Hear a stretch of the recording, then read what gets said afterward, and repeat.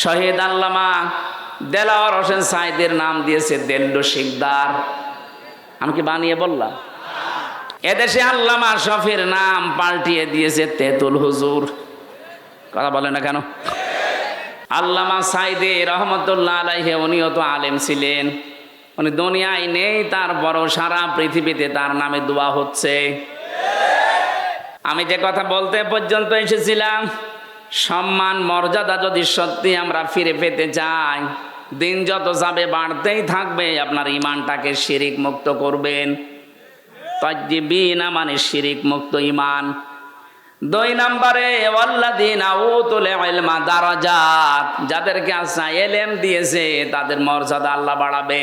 প্রশ্ন আসতে পারে, দুনিয়ায় কত মানুষের তো ইলম ছিল, মর্যাদা বাড়ে নাই। হ্যাঁ, ঠিক আছে, আমি নাম নিয়ে বলছি, মাওলানা ফরিদউদ্দিন মাসুদ, মাওলানা রুহুল আমিন, এরা আলেম না? কথা বলে না কেন? আলেম ছিল, এদেরও মর্যাদা মানুষ দিত, কিন্তু দেখেন শুধু পাল্টিয়ে গেছে। সময়টা একটু পাল্টানোর কারণে সারা বাংলাদেশে যেখানে যাবেন এই 2 জনের নাম বলেন, আলেম নামে মানুষ জালেম বলে ঘৃণা করবে। এই ঘৃণাটা তৈরি করে দিল কে? কে গেছে বাইতুল মোকাররমে জোর করে ইমামতি করার জন্য, জনগণ জুতা দিয়ে পিটিয়েছে। পরের দিন স্ট্যাটাস দিয়েছে যে জুতা মেরেছিল কিন্তু আমার গায়ে লাগেনি। আপনি কত অপমান হবেন? এই যে দারাজাত বহু বচন দিয়েছেন আল্লাহ, কেন জানেন? কারণ দিন যত যাবে, জ্ঞানের উপরে যারা আমল করে তাদের মর্যাদা আল্লাহ তত বাড়াবে। যারা যতটুকু জ্ঞান পেয়ে আমল করেছে, আপনি তাকান, তাদের মর্যাদা আল্লাহ বাড়িয়ে দিয়েছে। আল্লামা জনায়েদ বাবুনগরী রহমতুল্লাহ আলাইহি, তার নাম শুনলে মানুষ এখন দোয়া করে। আল্লামা শাহ আহমেদ শফি রহমতুল্লাহ আলাইহি, তার নাম শুনলে মানুষ দোয়া করে। আর এরা জীবিত থাকতে দোয়া তো দূরের কথা, জুতা খায়। এজন্য জ্ঞান অনুযায়ী আপনাকে কাজ করা লাগবে।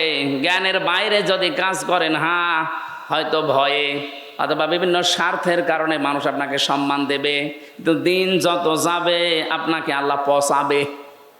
কথা বলেন না কেন? পৃথিবীতে সবচাইতে বেশি জ্ঞানের উপরে আমল করেছিল, কাজ করেছিল কারা? নবীরা। কারা? এবার নবীদের দিকে তাকান, সূরা ইয়াসিন 30 নম্বর আয়াত। ইয়া হাসরাতান আলাল ইবাদ মা ইয়াতিহিম মির রাসূলিন ইল্লা কানু বিহি ইস্তাহজিউন।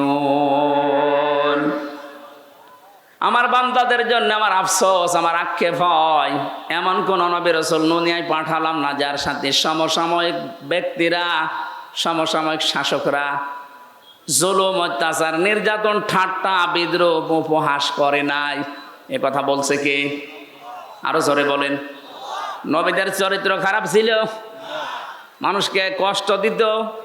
কেন তাদের উপর অত্যাচার? একটাই কারণ, আমি প্রত্যেকটা নবীর জীবনে অন্তত যতগুলো কোরআনে পেয়েছি, পড়ে দেখেছি, প্রতিটি নবীর জীবনে একই অবস্থা, কারণ তারা জ্ঞানের উপরে আমল করত। কথা বলে না কেন? জ্ঞানের উপরে আমল করতে গিয়ে অনেকের নাম পর্যন্ত তারা হারিয়ে ফেলেছে। হযরতে মুসা আলাইহিস সালাম, ইহুদিরা তার নামটা পর্যন্ত পরিবর্তন করে দিয়েছে জোসেফ। এখন তামাম দুনিয়ায় যারা ইহুদি আছে, মুসা নবীকে আর মুসা বলে না, বলে জোসেফ। কি বলে? খ্রিস্টানরা হযরতে ঈসার নাম পাল্টিয়ে দিয়েছে যিশু। 250 কোটির উপরে খ্রিস্টান তামাম দুনিয়ার 257টা রাষ্ট্রে কম বেশি আছে। আপনি যেখানেই যাবেন দেখবেন ঈসা নবীকে ওরা ডাকে, কিন্তু ঈসা আলাইহিস সালাম বলে না, ঈসা ইবনে মারিয়ামও বলে না, বলে যে যিশু। কি বলে? বলেন। আমাদের জাতির পিতা হযরতে ইব্রাহিম আলাইহিস সালামের নাম তারা পাল্টিয়ে দিয়েছে আব্রাহাম। হযরতে দাউদ আলাইহিস সালামের নাম তারা পাল্টিয়ে দিয়েছে ডেভিড। মুসলিম বিজ্ঞানী ছিল আল ক্যামি, তার নাম পরিবর্তন হয়ে গেছে কেমিস্ট্রি। নবীজির প্রিয় সাহাবী একজন হযরতে জাবির রাদিয়াল্লাহু তাআলা আনহু, তার নামও পাল্টিয়ে দিয়েছে আল জাবরা। এদেশে আল্লামা শফির নাম পাল্টিয়ে দিয়েছে তেতুল হুজুর। কথা বলে না কেন? শহীদ আল্লামা দেলাওয়ার হোসেন সাইদের নাম দিয়েছে দেল্লু শিকদার। আমি কি বানিয়ে বললাম? আমার নামও পাল্টিয়ে দিয়েছে পিসকে হুজুর। আমি কি পিসকে? সত্যি কথা বলতে কি, জ্ঞানের উপরে যারাই দুনিয়াতে কাজ করবে, এটা ইহুদি খ্রিস্টান অমুসলিমদের কাজ। ওরা নাম পাল্টায়, ওরা নামের পরিবর্তন করতে পারলে ওদের আনন্দ লাগে। এই জন্যে শহীদ আন্তর্জাতিক জিয়া বিমানবন্দরের নাম পাল্টিয়ে আলাদা করে দিয়েছে। কথা বলেন না কেন? ওয়ালা তালমিজু আনফুসাকুম ওয়ালা তানাবাযু বিল আলকাব বিইসাল ইসমুল ফুসুক বা'দাল ঈমান ওয়া মান লাম ইয়াতুব ফাউলাইকা হুমুজ জালিমুন। আল্লাহ বলেন নাম পাল্টাবা না। আজ যারা নাম পাল্টানোর হিরিক 15 বছর তৈরি করেছিলেন, কি হয়েছে? সে নাম তো আবার সব পাল্টিয়ে যাচ্ছে। কথা বলেন না কেন? টয়লেট থেকে শুরু করে সংসদ পর্যন্ত প্রতিটি জায়গায় নাম পাল্টাতে পাল্টাতে আর পারে নাই। সেটা পায়খানা টয়লেটের নামও দিয়েছে বঙ্গবন্ধু টয়লেট। তার কোথায় দেবেন? জাতে মাতাল হলো কিন্তু তালে ঠিক ছিল। জিয়ার নাম মুছে দিয়েছে ঠিক, এমন একজনের নাম দিয়েছে যেটা মুসলমানদের আবেগের জায়গা, যেন এটা পাল্টাতে না পারে। আপনি এখান থেকে মুছে দিয়ে কি করবেন? আমি আরাফাতের ময়দানে ছিলাম, ওখানে জিয়াউর রহমান লক্ষ লক্ষ গাছ লাগিয়েছে, নিম গাছ। ওটাকে এখন আর ওই দেশের মানুষ নিম গাছ বলে না, বলে জিয়া গাছ। হয়তো ওনার জীবনী থেকে আমি এই কাজটা পেয়েছি। জীবনে যদি আল্লাহ ওনার একটা কাজও পছন্দ না করে, হাজিদের আরাফাতের ময়দানে একটা শান্তির ব্যবস্থা। কি গরম জানেন ওই দেশে? 40, 42, 45, 55 ডিগ্রি সেলসিয়াস চলে। সেখানে একটা নিম গাছের ছায়া পেলে মানুষ মনে হয় আকাশ আমার মাথার উপরে নেমে এসেছে। এই যে লক্ষ লক্ষ হাজী সাহেবেরা আরাফাতের ময়দানে যেহেতু দোয়া কবুল হয়, শহীদ প্রেসিডেন্ট জিয়াউর রহমানের নামে যদি দোয়া করে, আল্লাহ তুমি ওর জীবনের যা হয়েছে হয়েছে মাফ করে দাও, আল্লাহ মাফ করতে পারে না? কথা বলে না কেন? আমরাও দোয়া করছি, আল্লাহ তুমি তাকে মাফ করে জান্নাত দিয়ে দাও। বলেন আমিন। বাংলার মানুষেরা যে কথাটা বলার জন্য, যে মানুষের নাম পরিবর্তনের হেডিক, এটা ইহুদি আর খ্রিস্টানদের। বাংলাদেশে এই কালচার চালু করেছিল 15.5 বছরে যারা ছিল তারা। কেন আপনি আল্লামা শফির নাম পাল্টিয়ে দিলেন? তেতুল হুজুর একটা নাম হলো। কথা বলেন না কেন? নাম পাল্টিয়ে পাল্টিয়ে যাদের বিচার করে করে আব্দুল কাদের মোল্লা নাম পাল্টিয়ে দিয়েছেন।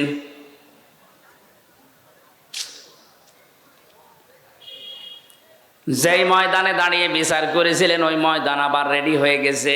এতদিন যাদের বিচার করেছেন সোনা সাক্ষীর উপরে, এখন আপনার গণহত্যার জন্য বিচার হবে দেখা সাক্ষীতে।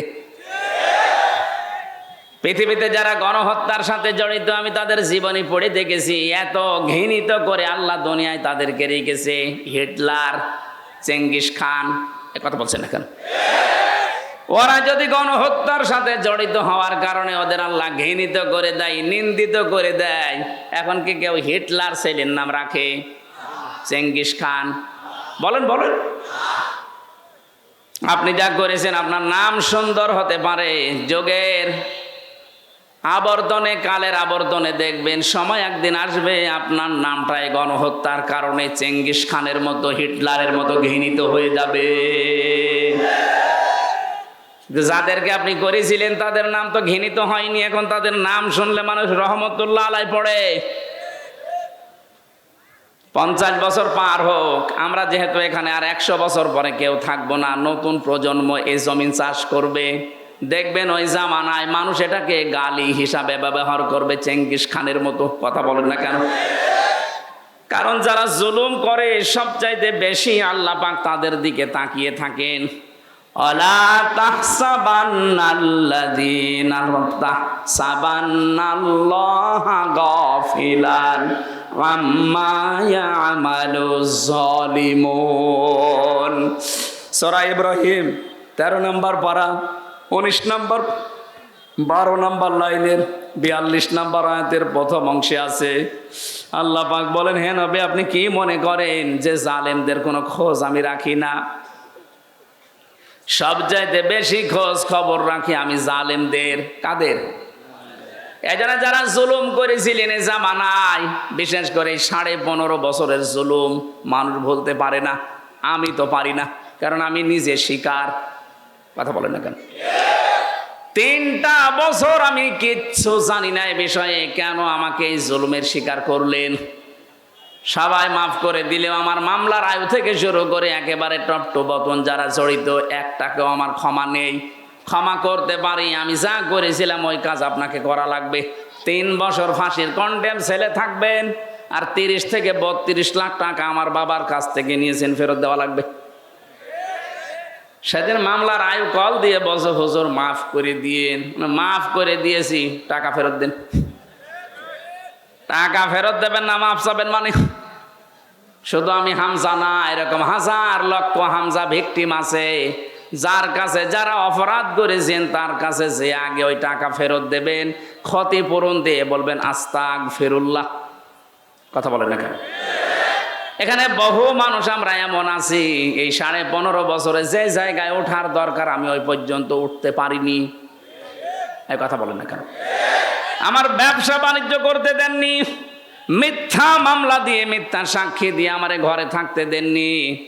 15টা বছর অনেকে এমনও আছে যারা গাছতলায়, বাঁশতলায়, পানের বরজে, ধানের খেতে, ভুট্টা খেতে কাটিয়েছে।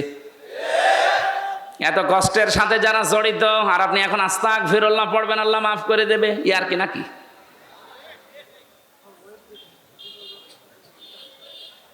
আমি শুধু শিক্ষা নেওয়ার জন্য 2-1টা জায়গায় এগুলো বলেছি যে আমাকে এই কষ্টটা দেওয়া হয়েছিল রিমান্ডে, মাটির নিচে নিয়ে, জেলখানার কন্ডেম ছেলে ফাঁসির। অনেক শয়তান এখন শুনছে, বলছে জেল খেটেছে তাই কি এ কথা বলা লাগবে? শয়তান তোমারে যদি 10 দিন টাঙিয়ে রাখতো তখন বুঝতে। কত অসহায় থাকে ওখানে মানুষ জানেন আপনি? কি করেছেন ইসলামের জন্য, আপনার কি অবদান আছে বলেন তো দেখি। কেউ 8 বছর, কেউ 10 বছর, কেউ 14 বছর পড়ে আছে দুনিয়ায়, কেউ জানে না কি কষ্ট স্বীকার করেছে। এক একটা মানুষ, একটা দিন যায় মনে হচ্ছে 2 বছরের সমান। কেউ নেই আপনার আশপাশে, 24 ঘন্টা এতটুকু জায়গায় তালা মারা বসে থাকবেন, কতটুকু সময় পারবেন বলেন? ফখরুল ভাইয়ের কথা শুনছিলাম, উনি আমার কন্ডেম ছেলে, আমার ছেলেই ছিল। আচ্ছা হামজা তোমার সাথে কি করেছে আমি জানি না, আমার পায়ের ভেতর দিয়ে হাত দিয়েছে। সামনে যে লোহার ব্যারিকেড দেওয়া ছিল ছোট ছোট, ওর সাথে হাত লাগিয়ে তালা লাগিয়ে দিয়েছে। আরে ভাই 2-5 মিনিট পরে খুলে দে না, বছরের পর বছর 1.5-2 মিনিট সময় দিল টয়লেট করার জন্যে। সকালে কয়েকটা পচা ছোলা দিয়েছে, তো পচা, পারলে খান, না পারলে ফেলে দেন। দুপুরে 1 মুঠ ভাত দিয়েছে, তা মনে হচ্ছে মাখিয়ে দিয়েছে। কয়দিন আপনি পারবেন? কয় সপ্তাহ পারবেন? 8 বছর, 10 বছর, 14 বছরের লোক পেয়েছি আমি। এত বড় বড় নখ হয়ে গেছে, ওরা দেওয়ালের সাথে খুশিয়ে খুশিয়ে এভাবে লিখে রেখেছে ভাঙা ভাঙা অক্ষরে যে ভাই যদি কেউ বাইরে যেতে পারেন এই নাম্বারটা একটু জানাবেন যে আমি বেশি আছি। এখনো পর্যন্ত অনেকে জালেমের সাফাই গায়ের বলে কি হয়েছে যে ওনার পালানো লাগলো, কি হয়েছে? আপনার সাথে তো হয়নি, আপনি টের পাবেন না। এই লোকটাকে জিজ্ঞাসা করেন। যাদের সাথে হয়েছে তারা যদি বলে যে আমি মাফ করে দিলাম, আমার কোনো দায় নেই, কিন্তু আমারটা হবে না, আমার টাকা ফেরত দেওয়া লাগবে। আর আমার মতো 3 বছর ফাঁসির কন্ডেম ছেলে বিনা কারণে পড়ে থাকা লাগবে, তাও যোগাযোগ বিচ্ছিন্ন হয়ে। এমনি দুঃখে বলছি না, আমার ছোট মেয়েটা আজ পর্যন্ত আমার কাছে আসে না, ও আমার চেনেও না। কি করেছিলাম আমি? তারা আমি 7 মাস রেখে গেছি, এখন তার বয়স 4.5 বছর। ও মনে করে এরকম হামসার মতো বহু হুজুর আমাদের বাড়িতে দেখা করতে আসে, এ মনে হয় ওইরকমই একটা হুজুর। যেদিন আমি জেল থেকে বাড়িতে আসলাম, নিচে এসে আমার বলছে, হুজুর চলেন আমাদের বাড়িতে চলেন। আমি যে ওর বাবা, ও জানে না, মনে করছে আর একটা হুজুর।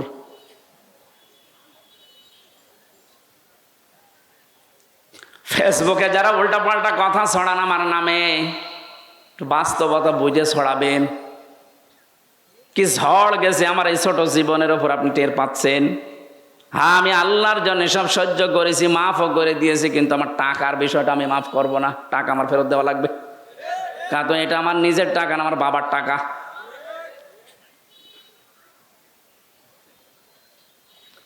নামের হিড়িক যারা চালিয়েছিলেন এতদিন, কি হচ্ছে আপনাদের নাম এখন? কি হয়েছে ওই জায়গাগুলোর নাম দেখেন। প্রত্যেকটা জায়গা থেকে জনগণ ওই সাইনবোর্ড লাগিয়ে টাঙিয়ে ফেলে দিয়ে জেলার নাম লিখে দিচ্ছে। কুষ্টিয়ায় ওখানে একটা বানিয়েছিল ব্রিজ, নাম দিয়েছিল, এখন জনগণ ওইটা উল্টিয়ে লিখে দিয়েছে কুষ্টিয়া ব্রিজ। কি হলো আপনার এই নাম দিয়ে? এই নামের হিড়িক যেন সামনে আর কেউ পরিবর্তন করার হিড়িক তৈরি না করেন, তাহলে আপনার 5 বছরের পরে নামটা কিন্তু পরিত্যক্ত হয়ে যাবে। কোরআনে কারিমে আল্লাহ জানে খবিয়াতান দিয়েছেন, আমি উজাড় করে দেব, পরিত্যক্ত বানিয়ে দেব। বলেন নাউজুবিল্লাহ। তাহলে আজকে থেকে সম্মান আর মর্যাদা যদি কেউ পেতে চায়, ঈমান আনা লাগবে শিরিক মুক্ত। কথা বুঝতেছেন? ঈমান আনা লাগবে শিরিক মুক্ত। প্রশ্ন আসতে পারে, আমাদের শিরিক মুক্ত হইতো ঈমান না। আমাদের এরকম ঈমান আবু জাহেলের ছিল। কি আমি বানিয়ে বলছি? এই যে আলেম বসে আছে মাদ্রাসার মহাতামিম, সূরা আনকাবুতের ভেতরে আছে, ওয়ালা ইন সাআলতাহুম মান খালাকাস সামাওয়াতি ওয়াল আরদা লা ইয়াকুলুন্নাল্লাহ ফাআন্না তুফাকুন। রব্বুল আলামিন বলেন, হে নবী, ওদেরকে যদি জিজ্ঞাসা করেন আকাশ আর জমিন, চন্দ্র সূর্য কে বানিয়েছে, লা ইয়াকুলুন্নাল্লাহ, লামে তাকিদ নুনে সাকিলা, গ্যারান্টি দিয়ে বলবে আল্লাহ বানিয়েছে। এগুলো কে বানিয়েছে? ওরা গ্যারান্টি দিয়ে বলবে আবু জেহেল যে আল্লাহ বানিয়েছে। ও কাবা শরীফের সভাপতি ছিল, আপনি তো সিরাজগঞ্জ মসজিদের সভাপতি। সিরাজগঞ্জ গোল চত্বরের মসজিদের সভাপতি হয়ে আপনি বগল বাজাচ্ছেন যে আমি জান্নাতে যাব না, যাবে কে? আপনি যদি এরকম ঈমান নিয়ে জান্নাতের আশা করে বসে থাকেন, তে আবু জেহেল কি দোষ করেছিল? ও তো সিরাজগঞ্জের মসজিদের সভাপতি না, ও ছিল কোন মসজিদের? কাবার। এমনকি যেদিন বদরের ময়দানে যাবে, ওই দিন কাবার গিলাফ ধরে কেঁদে কেঁদে বলছিল, কাবার মালিক তুমি আসো, আমি জানি আমি মুহাম্মদের বিরুদ্ধে অস্ত্র নিয়ে যাচ্ছি বদরের ময়দানে, সত্যের পক্ষে যে আছে তাকে তুমি বিজয় দিয়ে দিও। ওর দোয়া ছাতা কবুল হয়ে গেছে, কারণ ও তো সত্যের পক্ষে ছিল না। সত্যের পক্ষে যিনি ছিলেন, আল্লাহ তাকে বিজয় দিয়েছে। কথা বলেন ঠিক কিনা? এই জন্য আমার মূল কথা এই, আমরা যদি সত্যি ঈমান আনতে পারি, ঈমানটা শিরিক মুক্ত হওয়া লাগবে। শিরিক আমি এক কথায় বলছি, আল্লাহ যেটা পারে ওইটা অন্য কেউ পারে, এই কথা বিশ্বাস করার নাম শিরিক। আর শিরিক যে করে সে মুশরিক। বুঝেছেন কিনা বলেন? না বললে আমি আবার রিপিট করব। আল্লাহ যেটা পারে ওইটা অন্য কেউ পারে, বিশ্বাস করার নাম শিরিক। শিরিক যে করে সে মুশরিক। কথা বলেন। আলাহুল খালক ওয়াল আমরু তাবারাকাল্লাহু রাব্বুল আলামিন। আল্লাহ পাক বলেন, সৃষ্টি যার, হুকুম চলবে তার। এটা আমি বানালাম। সূরা আরাফের ভেতরে আছে 54 নম্বর আয়াত। আল্লাহ পাক বলেন, সৃষ্টি যার, হুকুম চলবে তার। যেহেতু এই জমিন বানিয়েছে আল্লাহ, এখানে হুকুম চলার কথা কার? সুতরাং এই জমিন আল্লাহর, এখানে যারা আল্লাহর আইন বাদ দিয়ে অন্য আইন দাঁড় করাতে চান, তারা শিরিক করছেন। আর শিরিক যে করবে সে, আরো জোরে, এটা বারবার বলছি কেন? কারণ এখন একটা মোক্ষম সময় চলছে। আপনারা জানেন সারা বাংলাদেশ থেকে যে এখন সংবিধান সংস্কারের কাজ চলছে, জানেন না? ৯৬% মুসলমানের সবাই যদি আমরা আওয়াজ ধরি, যারা দায়িত্বে আছেন, সংবিধান এখন হবে এই দেশে মুসলমানের দেশে কোরআন। কারণ সংবিধান নামে একটা সূরা কোরআনে আল্লাহ দিয়েছেন, ফুরকান। ফুরকান মানে সংবিধান, ফুরকান মানে কি? এখানে ৭৪টা আয়াত আছে, ৭৩টা ধারা আছে। মুসলমানের দেশে যদি এই ৭৩টা ধারা দিয়ে সংবিধান তৈরি করা যায়, এই দিয়ে যদি দেশ চালানো যায়, এই দেশটা হয়ে যাবে মিনি জান্নাত। আর আমরা এটাই চাই। এক কথা বলছেন না কেন? এই জন্য আমরা আহ্বান জানাচ্ছি, সংবিধান যখন সংস্কারের কাজ চলছে, পরিবর্ধনের জন্য আলেমদেরকে আপনারা ডাকছেন, একটু কথাটা মেনে নেন। এতদিন তো ৫৩ বছর দেখলেন বিভিন্ন নিয়ম নীতি, এখন একটু এইটা দেখেন না কেন? এই ধারা লাগবে না, শুধুমাত্র এই ৭৩টা ধারা একটু সংযোজন করে দিন, বাকি ধারা একটাও লাগবে না। আমি গ্যারান্টি দিলাম, ৪১ সাল টার্গেট দিয়েছিল, ওরা ৪১ সাল লাগবে না, ৪১ দিনেই বাংলাদেশ রোল মডেল হয়ে যাবে। কারণ চুরি হবে না, ডাকাতি হবে না, জেনা নেই, ধর্ষণ নেই। এই ৭৩টা ধারার ভেতর আল্লাহ সব লুকিয়ে রেখেছেন, শুধু এগুলো প্রয়োগ করা দরকার। কারণ যিনি বানিয়েছেন তিনি জানে যে ওর দুর্বলতা কোথায়। কথা বলেন না কেন? এই জন্য আল্লাহ ঠিক ওইভাবে করে আইনগুলো সেট করেছেন, একটাও নেই। এই জন্য আমরা নিরাপত্তা পাই না, স্বস্তিতে শান্তিতে নিশ্চিন্তে বাস করতে পারি না। অমান দাখালাহু কানা আমিনা। আল্লাহ পাক বলেন, কাবার যে চত্বরটা আমি এটা কিন্তু নিরাপত্তা দিয়ে ঢেকে রেখেছি। কাবার যে এলাকাটা এটা নিরাপত্তা দিয়েছে কে? কেন? কারণ এই জায়গায় আল্লাহর বিধান চলে, এখানে কোনো শিরিক নেই। আপনি কাবার এলাকার ভেতরে শিরিক পাবেন না। হ্যাঁ, কাবার বাইরে যান, সেখানে চিন্তায় আছে, মারামারি আছে, ঝগড়াঝাটি আছে, কিন্তু কাবার ভেতরে আমি দেখেছি এটা নিরাপদ জায়গা। আল্লাহ কোরআনে কারিমে সূরা আলে ইমরানের ৯৩ নম্বর আয়াতে জানিয়েছেন, ওয়ামান দাখালাহু কানা আমিনা। এখন আমার প্রশ্ন, বাংলাদেশ কি কাবা শরীফ? ঘুমাচ্ছেন? বলেন বাংলাদেশ কি কাবা শরীফ? কত দূরে এটা? ৬৫০ কিলোমিটার দূরে কাবা থেকে। তাহলে ৫৬,০০০ বর্গ মাইলকে যদি কাবার মতো নিরাপদ বানাতে চান, স্বস্তি শান্তি নিরাপত্তা দিয়ে ঢেকে রাখতে চান, অবশ্যই এখানে কিছু একটা করা লাগবে। কি সেটা? সূরা আনআম ৮২ নম্বর আয়াত, ৭ নম্বর পারা, ১৭ নম্বর পৃষ্ঠার ১ম নম্বর লাইনে আল্লাহ দিয়েছেন, আল্লাযীনা আমানু ওয়া লাম ইয়ালবিসু ঈমানাহুম বিযুলমিন উলাইকা লাহুমুল আমনু ওয়া হুম মুহতাদুন। আল্লাহ পাক বলেন, যারা ঈমান আনবে আর ঈমানের সাথে জুলুমকে মিশ্রণ করবে না। এখানে জুলুম মানে শিরিক। জুলুম মানে কি? যারা জুলুমকে মিশ্রণ করবে না ঈমানের সাথে, উলাইকা লাহুমুল আমনু। আল্লাহ যেন এভাবে দেখাচ্ছেন, উলাইকা লাহুমুল আমনু, এই মানুষগুলো শান্তির হকদার। সুতরাং আল্লাহ শান্তি দেওয়ার মালিক, স্বস্তি দেওয়ার মালিক, নিরাপত্তা দেওয়ার মালিক। রব্বুল আলামিন সূরা কুরাইশ নাজিল করে গ্যারান্টি দিয়েছিলেন কুরাইশদেরকে, লিলাফি কুরাইশিন ইলাফিহিম রিহলাতাশ শিতাই ওয়াস সাইফ ফালিয়াবুদু রাব্ব হাযাল বাইত আল্লাযী আত'আমাহুম মিন জু' ওয়া আমানাহুম মিন খাউফ। বলেন আল্লাহু আকবার। যদি এই ঘরের মালিকের ইবাদত করতে পারো, ক্ষুধা লাগলে খাবারের ব্যবস্থা আল্লাহ তোমাদের করে দেবে। আর যদি ভয় পাও, ভয়ের সময় নিরাপত্তা দেবে, স্বস্তি শান্তি ফিরিয়ে দেবে। আমাদের ৫৬,০০০ বর্গ মাইল সত্যি যদি আমরা এখন নিরাপত্তা দিতে চাই, যেভাবে প্রতিবেশীরা আধা জল খেয়ে লেগেছে, নিরাপত্তা দিতে হলে, ষড়যন্ত্র থেকে বাঁচাতে হলে জাতিকে শিরিক থেকে বাঁচাতে হবে, তাছাড়া সম্ভব না। আর আমরা চাই এই জন্যে এদেশ যেন শিরিক মুক্ত হয়। বহু চেষ্টা আমরা বিভিন্ন কায়দায় চালাচ্ছি। কিন্তু জাতি এত অজ্ঞ, বিশেষ করে মেয়েরা। এই আবার শোনেন, আল্লাহ যেটা পারে ওটা অন্য কেউ পারে বিশ্বাস করার নাম শিরিক। শিরিক যারা করে তারা সন্তান দিতে পারে কে? অন্য কেউ পারে, বিশ্বাস যারা করেন তারা কিন্তু শিরিক করছেন। আমি একটা উদাহরণ দিলাম না, আইন দিতে পারে আল্লাহ।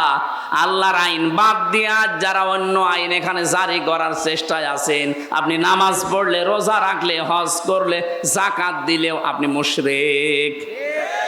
আশা করছি আপনি বুঝেছেন। এরপরও যদি কেউ না বোঝার ভান করে থাকেন, আপনাকে কোরআন শরীফ দিয়ে হবে না, বুখারী শরীফ দিয়ে হবে না, আপনার বাকারি শরীফ লাগবে। আল্লাহ আপনাকে বোঝার তৌফিক দিন, বলেন আমিন। এজন্য ঈমান আনার পাশাপাশি জ্ঞান অনুযায়ী যদি আমরা আমল করতে পারি, দিন যত যাবে সৃষ্টি জগতের সামনে আমাদের মর্যাদা সম্মান আল্লাহ বাড়াতেই থাকবে। আল্লাহ যেন আমাদেরকে এটা দেখান, বলেন আমিন। কোরআনে কারিমের সূরা মুতাফফিফিন, এখান থেকে মাত্র ৩-৪টা আয়াত আমরা তেলাওয়াত করেছি তাফসীর আকারে। আপনারা সেই মাগরিব থেকে বসে আছেন তো আমি দেখতে পাচ্ছি, অনেকে ওঠাউঠি করছে, একটা পেশাব পায়খানার ব্যাপার আছে, আবার অনেকের বিড়ির নেশা আছে। বিড়ি খাওয়ার যাদের নেশা আছে এই মানুষগুলো তো উঠবে, এদেরকে আপনি ওয়াজ করে ঠেকাতে পারবেন না। সুতরাং যাদের পেশাব পায়খানা, বিড়ি খাওয়ার খুব নেশা লেগেছে, আপনি খেয়ে আবার চলে আসবেন। একেবারে চলে যেন না, খেয়ে আবার চলে আসবেন। আসবেন তো ইনশাআল্লাহ। আমরা কোরআনে কারিমের সূরা মুতাফফিফিন, এই খুব ভালো করে শুনবেন, এটা একটা আমাদের সামাজিক জীবনের কাজ। আল্লাহ পাক বলেন মুতাফফিফিন মানে কি? যারা নেওয়ার সময় বেশি করে নেয় আর দেওয়ার সময় ওজনে কম দেয়, এ মানুষগুলোর ধ্বংস কামনা করেছে আল্লাহ নিজে, বলেন নাউজুবিল্লাহ। আজ আমাদের পরিবার, সমাজ আর রাষ্ট্র এই ওজন কম বেশি এইটার কারণে ধ্বংস হয়ে যাচ্ছে। আমি যেমন বিশ্ববিদ্যালয়ে দেখেছি অনেক স্যার যারা আছে, যারা ডক্টর, বিভিন্ন ভার্সিটি থেকে যারা ডক্টরেট করে আসে, আল আজহার থেকে, মদিনা থেকে, বিশ্বের বিভিন্ন জায়গা থেকে তারা জ্ঞান আহরণ করে আমাদেরকে যারা শিক্ষা দেয়, তারা কিন্তু নেওয়ার সময় বিভিন্ন জায়গা থেকে ভালোই নিয়েছিল, কিন্তু দেওয়ার সময় আর সঠিকভাবে দিতে চায় না। তখন বলে প্রাইভেট পড়া লাগবে, কোচিং করা লাগবে, বা উনি অন্য বিশ্ববিদ্যালয় প্রাইভেটে যে ক্লাস করায়। আমি শুধু ভার্সিটির স্যারদের উদাহরণ দিলাম এই জন্যে, এটা প্রাইমারি থেকে শুরু করে একেবারে কলেজ পর্যন্ত সব জায়গায়, হাফিজি মাদ্রাসা থেকে একেবারে দাওরা মাদ্রাসা পর্যন্ত, 1 থেকে কামেল পর্যন্ত প্রত্যেকটা জায়গার জন্য বলছি, শিক্ষক যারা আছেন, নেওয়ার সময় যারা বেশি বেশি জ্ঞান অর্জন করেন, দেওয়ার সময় যারা সঠিকভাবে দিতে চান না ছাত্রদেরকে, তখন আবার প্রাইভেট পড়া লাগবে, কোচিং করা লাগবে, আপনি কিন্তু ধ্বংস হয়ে যাবেন। এক কথা বলছেন। আল্লাহ সূরার শুরুতে এইটাই জানিয়েছেন, ওয়াইলুল লিল মুতাফফিফিন আল্লাযীনা ইযা তালু আলান নাসি ইস্তাওফুন। ধ্বংস হয়ে যাক ওই মানুষগুলো যারা নেওয়ার সময় বেশি নেয়, দেওয়ার সময় কম দেয়। আর সারাটা জীবন আমরা এই লাইনে আছি, নেওয়ার সময় কিন্তু এলেম, নেওয়ার সময় জ্ঞান বিভিন্ন জায়গা থেকে যেভাবে হোক সংগ্রহ করি, কিন্তু ওইটা যখন বিলোতন করার সময় হয়, ডেলিভারি দেওয়ার সময় হয়, এটা তখন আর সঠিকভাবে আমরা দিতে চাই না, বিভিন্ন ক্রস কারণ দেখিয়ে আমাদেরকে আল্লাহ ধ্বংস করে দেবেন। অনেকেই মনে করি যে এটা শুধু দোকানদারদের জন্য, তারা ওজনে কম বেশি করে না, এটা সবার জন্য প্রযোজ্য। হযরতে শুআয়ব আলাইহিস সালামের জামানায় তার জাতিকে আল্লাহ যে 2টা কারণে ধ্বংস করেছিলেন, তার 1 নম্বরে তারা ওজনে কম বেশি করত। আজ উম্মতে মুহাম্মদী আমরা দাবি করে হাজারো মানুষ এখানে আছি যারা খাদ্যে ভেজাল দেয়, খাদ্যের ভেতরে বিভিন্ন বিষ মিশিয়ে দেয়। এই কথা বলেন না কেন? এই যে ফরমালিন যারা দেন, এইটা খেয়ে যদি কোনো মানুষ অসুস্থ হয়, তার বিভিন্ন শরীরের অর্গানগুলো নষ্ট হয়ে যায়, লোকটা যদি মৃত্যুর কোলে ঢলে পড়ে। আপনি তো ফলের ভেতরে, সবজির ভেতরে, খাদ্যের ভেতরে ফরমালিন দিয়েছিলেন, বিষ দিয়েছিলেন, ঔষধ দিয়েছিলেন, কিন্তু কিয়ামতে আপনি যখন উঠবেন তখন মানুষ হত্যাকারীর তালিকায় উঠবেন। আমি তো এই আয়াত পড়ার পরে দেখতে পাই বাংলাদেশে বহু মানুষ হত্যাকারীর তালিকায় কিয়ামতে উঠবে। কথা বলেন ঠিক কিনা? এজন্য খুব সাবধান এই জায়গায়। কোনো খাদ্যে ভেজাল দেবেন না, খাদ্যের কৃত্রিম এই যে বিভিন্ন মানুষ টাকা পয়সার জন্য এগুলো সংকট তৈরি করেন। আপনি যে কত বড় অপরাধী আল্লাহর কাছে আপনি টের পাচ্ছেন না। যারা খাদ্যের কৃত্রিম সংকট তৈরি করে মানুষকে কষ্টে ফেলে রাখেন, আল্লাহ পাক বলেন যখন মানুষ খাবার থাকার পরেও সংকট তৈরি করে তখন আমার আরশ কেঁপে যায়। কারণ পৃথিবীতে সবচাইতে বেশি আদর আর মহাব্বত করে বানিয়েছিলাম আমার বান্দাকে। এই বান্দা বান্দিদেরকে যারা জিনিস থাকার পরও কষ্ট দেয় ওদেরকে আমি আল্লাহ ঘৃণা করি। বলেন নাউজুবিল্লাহ। বাংলাদেশে এটা মাঝে মাঝে আমরা দেখি, সম্পদ থাকার পরও খাদ্য থাকার পরও কি করে মানুষকে কষ্টে ফেলে দেয়। যেই ধনীগুলো এগুলো করছেন, ইয়ামহাকুল্লাহুর রিবা ওয়া ইউরবিস সাদাকাত, হারাম কোন জিনিসে আল্লাহ বরকত দেয়নি, বরকত আল্লাহ দিয়েছে হালালে। এজন্য হারাম ইনকাম যারা করেছেন আপনি তাকান তাদের দিকে। এত কোটি কোটি টাকার মালিক হয়েছিল, কেউ বেগম পাড়া কেউ সাহেব পাড়া বানিয়েছে, কিন্তু কি হলো তাদের টাকা? 8 কোটি 10 কোটি 12 কোটি টাকার গাড়ি ঢাকার রাস্তায় পড়েছিল 5 তারিখের পরে। কেউ যে মালিক আছে প্রমাণ দেওয়ার জন্যও কেউ যায়নি। জেলখানায় পৌঁছতেছে এখন বাংলার সর্বশ্রেষ্ঠ ধনী যিনি দরবেশ। কি হয়েছে তার টাকা? বৈধ অবৈধ নেই, 7টা ব্যাংক থেকে 36,000 কোটি টাকা চুরি করেছে। 36,000 কোটি। শেয়ার মার্কেট লুট করেছে, ব্যাংকগুলো দেউলিয়া বানিয়ে দিয়েছে। এক দরবেশেই এমন একটা ভয় ধরেছিল, মানুষ ওপর থেকে বিশ্বাস করতো না, না এত বড় দরবেশে কাজ করতে পারে। এই জন্য ও দাড়ি কেটে নম হয়ে গেছে। আদালতে একজন জিজ্ঞাসা করেছিলেন, আফারমান দাড়ি কাটলেন নবীর সুন্নত? ও বলে হুঙ্কার দিয়ে বলেছে বেশি চিল্লাবেন না, দাড়ি রাখা সুন্নত আর জান বাঁচানো ফরজ। আমি দাড়ি কেটেছি সুন্নত, জান বাঁচাতে চেষ্টা করেছিলাম কিন্তু পারলাম না, নৌকা আমারে ধরিয়ে দিয়েছে। নৌকায় করে পালাচ্ছিল না। আমি শুধু হাসির জন্য বলি নাই, ওনার জীবন থেকে কিছু শিক্ষা নেন। বাংলার শ্রেষ্ঠ ধনীর তালিকায় ওনার নাম সালমান এফ রহমান দরবেশ বাবা। এখন শুয়ে আছে মাটির বিছানায়। হারামে আল্লাহ আপনাকে আরাম দেয়নি। সত্যি কথা বলতে আল্লাহ এই বিষয়টাকে গরুর বলে দিয়েছেন। আমি হুজুরকে বলছি, আমাল হায়াতুদ দুনিয়া ইল্লা মাতাউল গুরুর। ও বাংলার মানুষেরা, দুনিয়ার জীবন কিন্তু গরুর। গরুর মানে ধোঁকা। আপনি কি মনে করেন যে আপনার ছেলে মেয়ে আপনাকে খুব ভালোবাসে? কে বলিস আপনাকে? আপনার বউ আপনাকে খুব ভালোবাসে। আজকে বাড়িতে যদি একটু মরার ভান করে বলেন যে আপনার স্বামী তো মারা গেছে, যে খাটের ওপরে আপনি থাকেন এই খাটের নিচে তাকে আমরা মাটি দেব, আল্লাহর কসম এ দেশের কোনো বউ রাজি হবে না। ওই জিনিস রেখে আমি জিন ভূতের কামড় খাবো? দেখেছেন কি ভালোবাসা আপনার জন্যে? আপনার সন্তান, আপনার মা বাবাও ধোঁকা, আপনার মা বাবাও আপনার জন্য ধোঁকা। অনেকে মা বাবার মুখে হাসি ফোটাতে, ছেলে মেয়ের মুখে হাসি ফোটাতে, স্ত্রীকে সুখে রাখতে হালাল হারাম দেখে না। বাবা শাহজালাল, সব হালাল।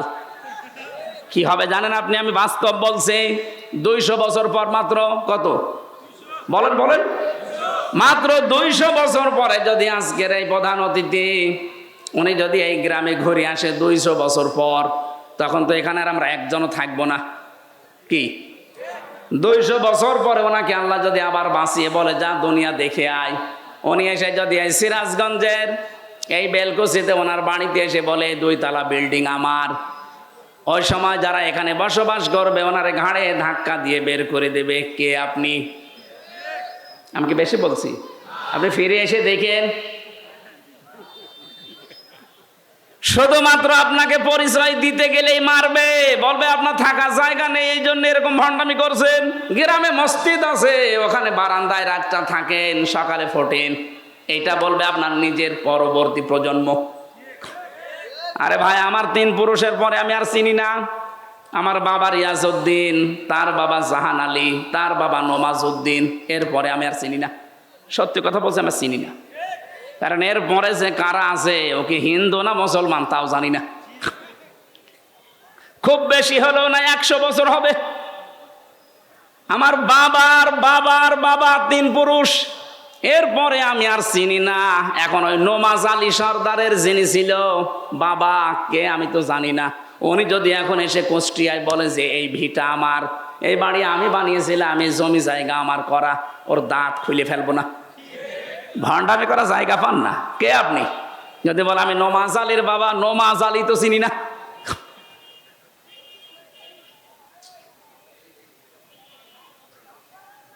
দুনিয়ার জীবনটা সত্যিই কিন্তু ধোঁকা। এই জন্য হারাম অবৈধ ইনকামের পথে যারা পা বাড়িয়েছেন আপনি থামেন, নয়তো কিন্তু এইটাই আপনার কাল হয়ে দাঁড়াবে। আরে ভাই, মানুষের জীবন তো সফল ওই লোকটা ফামাঙে সহসিহানিন্নার ওয়া উদখিলাল জান্নাতা ফাকাদ ফাজ। আল্লাহ পাক বলেন ওই লোকটার জীবন সফল, সাকসেস, যাকে আমি আল্লাহ আস্তে করে জাহান্নামের কাজগুলো ছেড়ে দেওয়ার তৌফিক দেই আর আস্তে আস্তে জান্নাতের কাজের দিকে এগিয়ে দেই। এটা এক অর্থ। 2 নাম্বার অর্থ হচ্ছে যাকে কিয়ামতে আমি আল্লাহ জাহান্নামের আগুন থেকে মুক্ত করে জান্নাতি বলে ঘোষণা দিয়ে দেব, এই লোকটার জীবন সফল।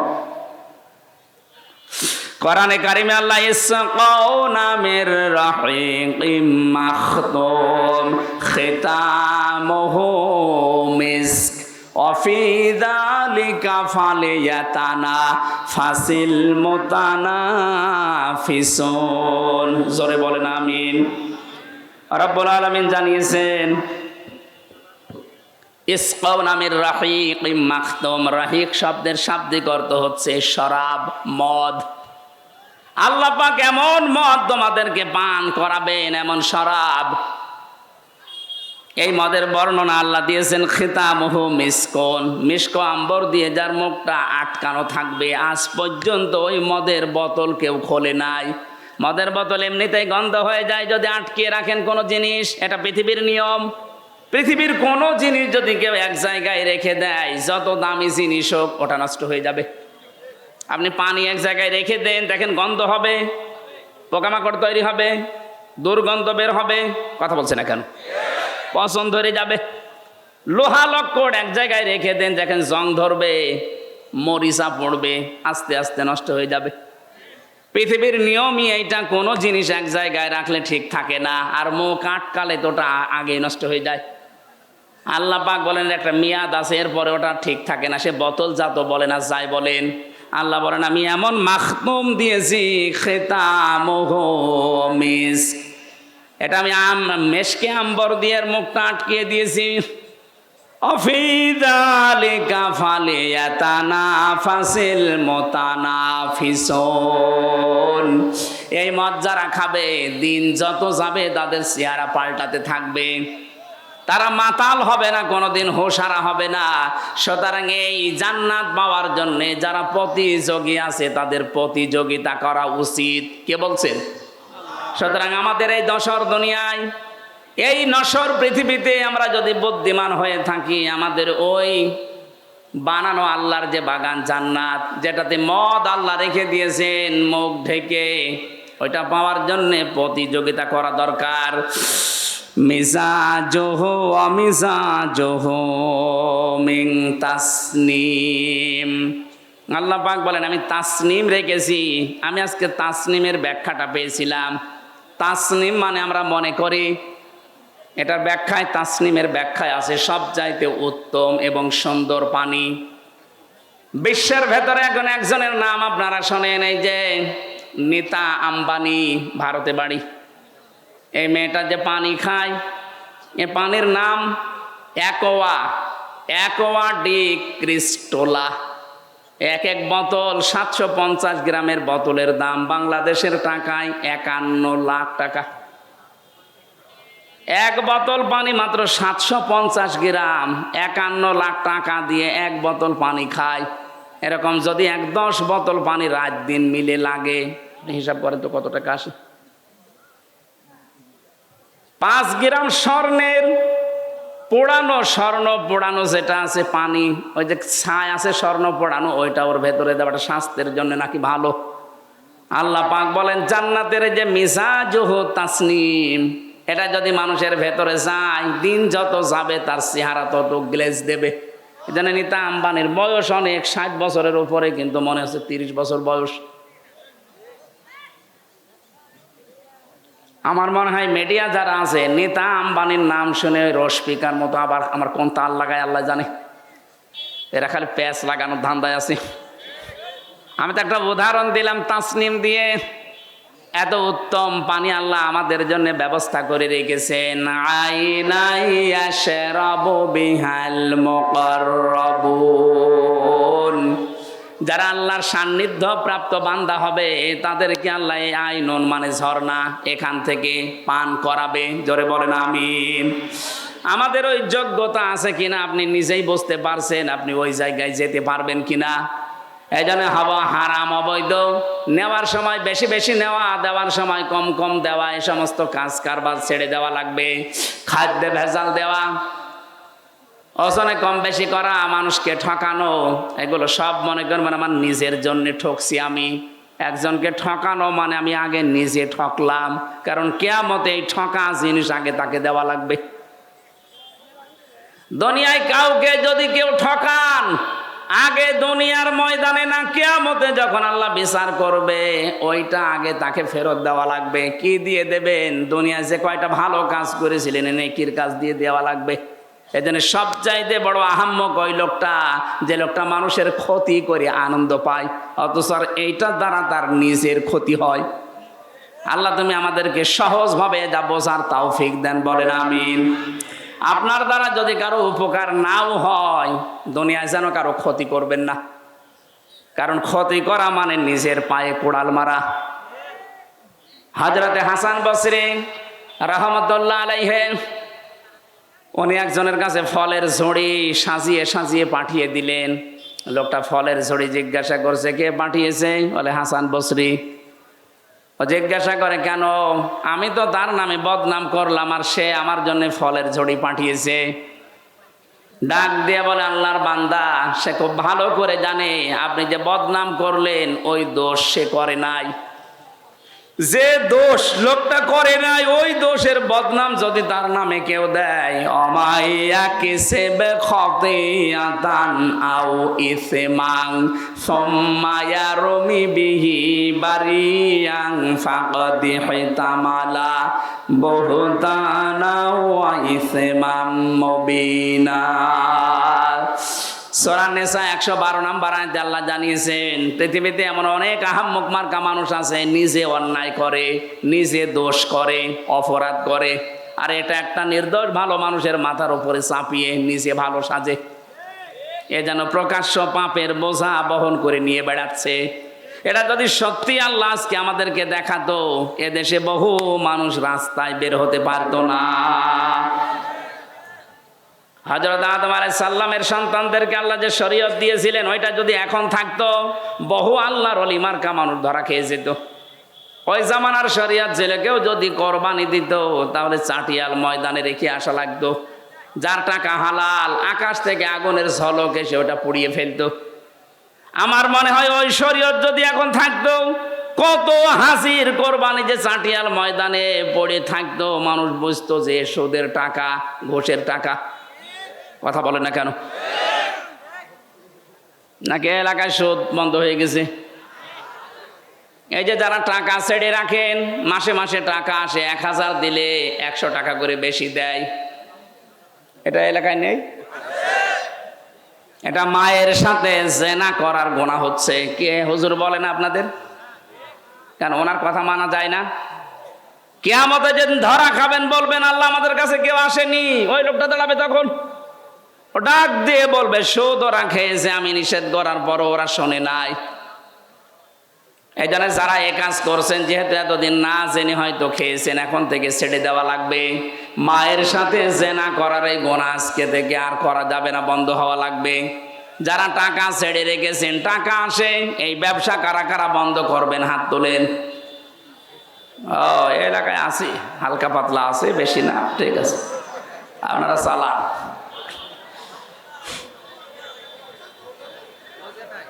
আমাদের যেখানে দৌড়ানোর কথা, প্রতিযোগিতার কথা আল্লাহ জানিয়েছেন, ওই প্রতিযোগিতায় লিপ্ত হওয়া আমাদের এখন সময়ের দাবি। যাই আছে জমিন ঠিক থাকবে এভাবে, আপনি আর আমি 100 বছর পরে আর কেউ থাকবো না। সুতরাং সেটা আল্লাহ বানিয়েছেন, ওই জমিনের দিকে আপনি দৌড়াবেন, তার নাম বাগান, জান্নাত। রব্বুল আলামিন বলেন ওই জান্নাতের দিকে দৌড়াও। ওয়াসারিউ ইলা মাগফিরাতিম মির রাব্বিকুম ওয়া জান্নাতিন আরদুহাস সামাওয়াতু ওয়াল আরদ উইদ্দাত লিল মুত্তাকিন। আল্লাহ আমাদেরকে আয়াতগুলো প্র্যাকটিক্যাল লাইফে মেনে চলার তৌফিক দিন, বলেন আমিন। আমি ছেলে বসে বসে যে কয়টা বই লিখেছিলাম তার ভেতরে একটা আমার কাছে আছে আজকে এই গাড়িতে, সৃষ্টি জগৎ নিয়ে লেখা। এটা অনেক তথ্য দেওয়া আছে, আপনারা পেয়েছেন কিনা জানি না, যাওয়ার সময় এটা নিয়েছেন। আল্লাহুম্মা আমিন। লা ইলাহা ইল্লা আনতা সুবহানাক ইন্নী কুনতু মিনাজ জালিমিন। রব্বুল আলামিন কোরআনে কারীম থেকে যেই কয়টা কথাই বলেছি তুমি আমাদের জীবনে সেট করে দাও। এ মাহফিলের আয়োজন করতে গিয়ে তোমার যে বান্দাগুলো শ্রম দিয়েছে, তুমি তো দেখেছো কে কিভাবে এগিয়ে এসেছে। কোরআনের প্রচারে, কোরআনের প্রসারে, কোরআনের শিক্ষায় যারা এগিয়ে আসে, আল্লাহ তুমি তাদের জীবনের অভাব করে দাও।